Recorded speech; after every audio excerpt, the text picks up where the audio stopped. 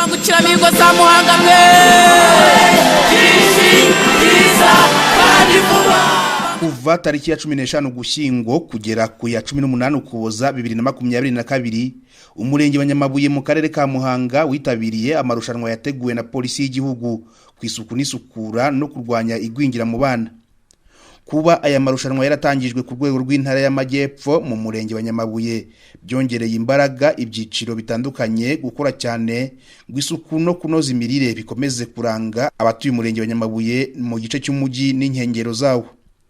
Kwikubitiro habanje iciciro cy'ibikorwa by'ubukangurambaga ahahuriraga abantu benshi nko mu masoko aho abagenzi bategera imodoka mu bice bikorerwamo ubucuruzi byo mu mujyi n'udusantere tw'ubucuruzi two mu nkengero z'umujyi wa Muhanga.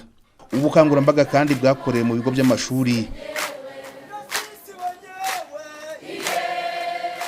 mu ngo mbonezamikurire z'abana, mu bigo nderabuzima ndetse bwanakorewe mu masibo yo mu midugudu. Ubu bukangurambaga bwakozwe hifashishijwe ikoranabuhanga ry'ubutumwa nsakazamajwi sonomobile mu bice byose by'umurenge wa Nyamabuye. Hamanitswe kandi ubutumwa bwanditse banderole n'ibyapa ahantu hahurira abantu benshi. Hakozwe kandi inama n'ibyiciro bitandukanye birimo abafatanyabikorwa, abayobozi b'inzego z'ibanze, abajyanama b'ubuzima. Hanakozwe kandi urugendo ruzenguruka umujyi wose wa Muhanga hatambutswa ubutumwa bujyanye n'insanganyamatsiko zitandukanye kukunoza isuku n'isukura no kurwanya igwingira mu bana.